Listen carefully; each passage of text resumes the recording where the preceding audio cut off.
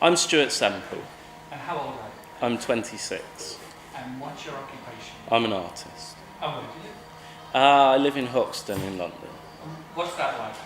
Yeah, it's pretty cool here. It's nice because there's a lot of galleries nearby and things going on, inspiration and stuff. How would you describe your style? My style kind of moves all the time. I'd like to think that one painting leads into another, so I don't want to confine myself to a particular kind of genre or something. It's quite broad. And what makes you happy? I don't know, I haven't worked that out yet. I wish I knew. What's your biggest guilty pleasure?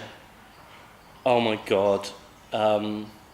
Sawyer ice cream and Lovejoy, series 1 on repeat.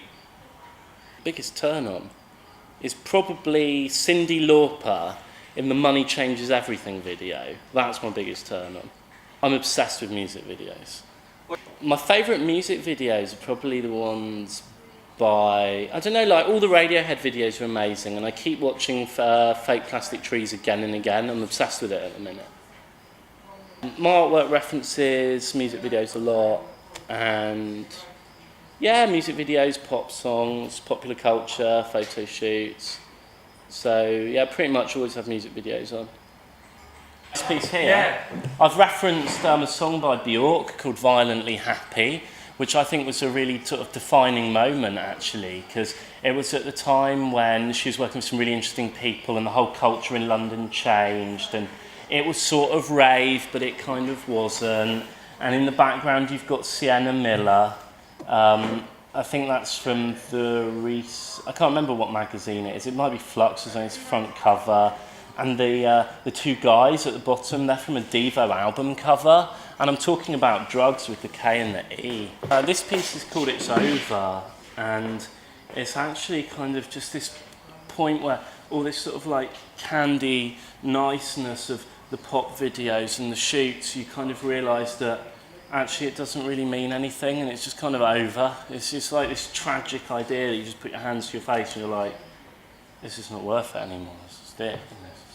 Blur song, where Damon Albarn's just broken up with Justine from Elastica, and he sings this song on the album, It's Over, You Don't Need to Tell Me I Knew It Would End This Way.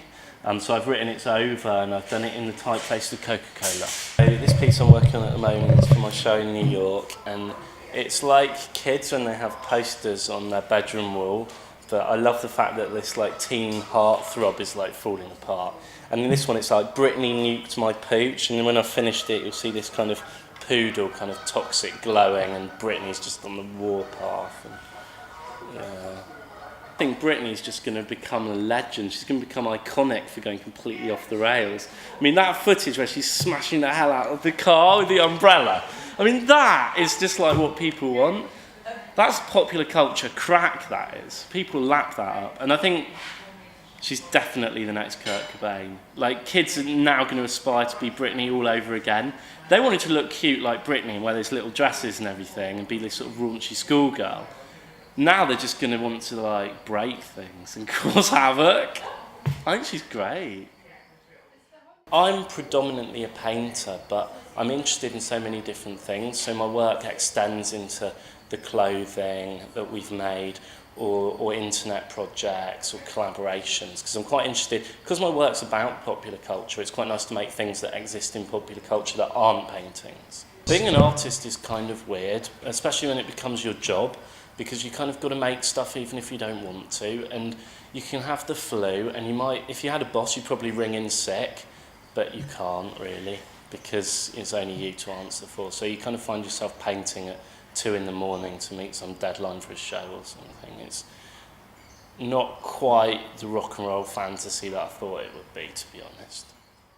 I exhibit in lots of different places around the world, both group shows and solo shows, and I tend not to be represented by one dealer, but I like to do projects with different people. So, I mean, last year I exhibited as far away as Sao Paulo, as in the Biennale out there, and this year you'll see me do things in Italy, project in Milan later, something in London, something in New York, so always quite broad. So I guess it's taken about 7 years to get to this stage, although I've been painting all my life, so it's sort of a progression of just making work since I was a kid. Early artwork was kind of, I don't know, just like any kid really, like perfect pencil drawings of shoes and fruits and stuff like that. Not actually that interesting. The Sienna Miller movie with Factory Girl that's just come out. I saw it, yeah, I've seen it. Oh, how is it? It's all right. It's a bit of a beginner's guide to Andy Warhol, and I think the scope initially was going to be much more about the factory. You know, the incidental characters, Bridget Berlin, Ronnie Cutrone, Billy Ney, and all of that. But it tended to be this sort of like overindulgent cut where you just kind of see Andy Warhol. And everyone knows about Andy. You know, I think the other factory people are, in a way, more interesting. Yeah, that's a good point. But it was nice to see something focused around Edie. But to be honest, like, her story's a bit boring. She was a rich girl who moved to New York, took too many drugs, was abused by Andy like everyone was, because they knew that's what they were getting into. And then she died. There's not really much of a story there. I've always wanted to make music videos. That's been a dream of mine forever. I don't think I'd take on something as unwieldy as a movie. And I think if you think about Andy's movies, like, in a way, they're not really movies, they're artwork. I mean, it's easy filmmaking. I mean, that's not to say it's bad, but it's easy filmmaking. And if I wanted to make a movie, I'd probably want it to look, you know, be more involved, and I just don't think I have the time. It takes years to do that stuff. I was obsessed with beat poets too, really obsessed. Kerouac's a legend for me.